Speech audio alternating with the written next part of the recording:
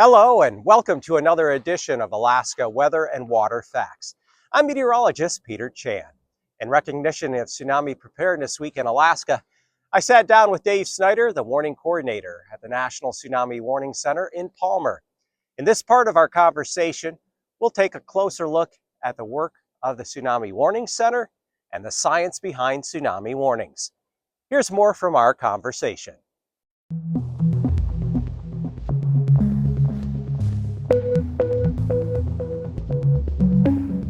Tsunami Warning Center has a mandate to get an alert out the door in under 5 minutes. We are constantly watching for earthquake signals as our primary driver of tsunamis. And if we see a sizable signal, we quickly analyze that, determine if it's a risk or a threat to the nation's coastline, and get that first alert message out the door again in under 5 minutes. So we're constantly watching and interpreting seismic signals around the world. With volcanoes, we're also working with our volcano partners at the Alaska Volcano Observatory and other observatories across the planet to understand how volcanoes might be disturbing water. Usually that's a regional impact, but understanding that is a good concern. And then working on the landslide tsunami problem, understanding that we have other concerns that we're not even capable of analyzing, detecting, and warning for at this point. Is kind of a new venture into this science and alerting prospect for the National Tsunami Warning Center.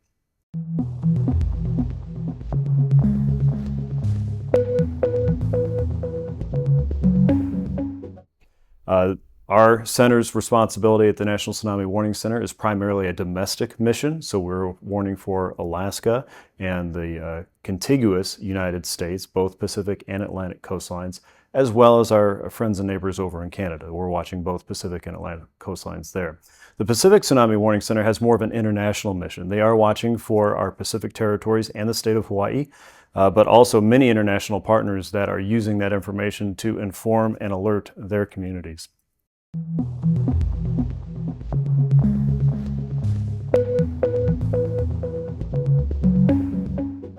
Sitting watch for the Tsunami Warning Center is a lot different than sitting watch at a weather forecast office. The weather forecast, we can look out 5, 7, even 14 days and get general trends that prepare us for the weather to arrive in 2 to 3 days, and then start to issue alerts as we get closer in time, 24 hours, 12 hours ahead of the event, and then we watch that event play out and alert our communities as we need.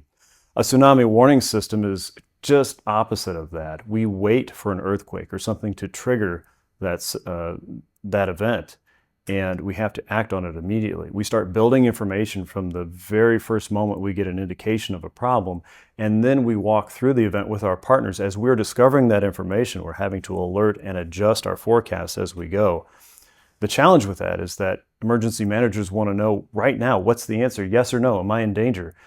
And we don't always have that in the first few minutes to hours. And that's very frustrating when you have very little amount of time to evacuate a community, and you need all that time to evacuate all your people safely. So we're working to improve that lead time, to improve our alerting capabilities and our messaging capabilities so that people can make their best decisions possible as quickly as possible with a very limited amount of information that we have.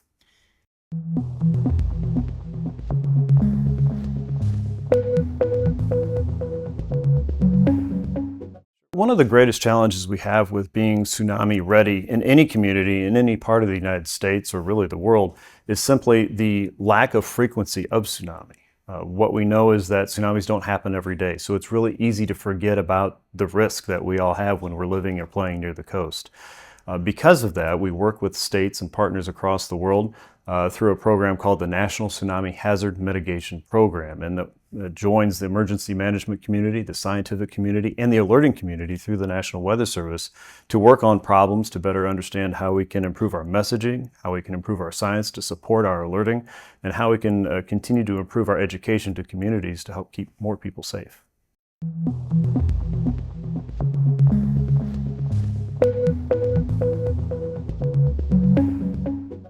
Tsunami science is in its infancy. There's a lot that we don't know yet, but it's a really exciting time to be part of the Tsunami Warning Program because we are in that rapid discovery phase where we're putting all these pieces together, the shape of the coastline, the depth of the water, the strength and location of the earthquake that can cause a tsunami. As we're getting all this information together and channeling that through the Tsunami Warning Program with the National Weather Service, this is going to lead to some great leaps forward, much like we saw with meteorology 30 to 50 years ago.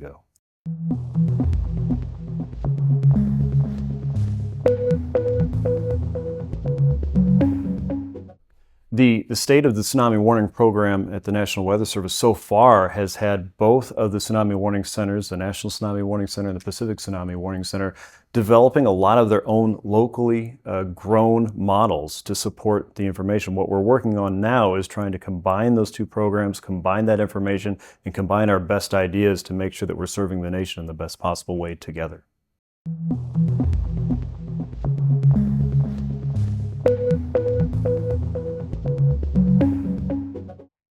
As far as who works for the Tsunami Warning Center, we take everybody.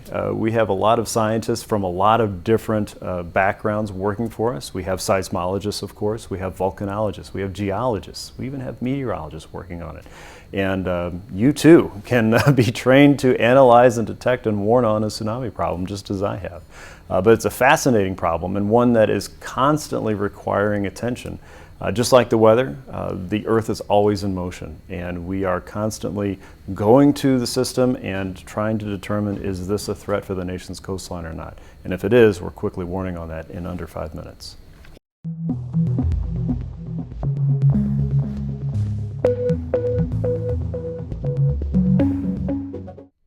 I'm a meteorologist, and I am fascinated by earth science, always have been, whatever is above me and below me.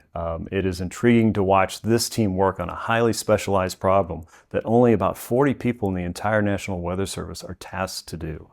It is something that I am curious about, it's something I'm excited about, and I'm really proud to be part of the team that is working to elevate and amplify the tsunami warning problem to keep more people safe.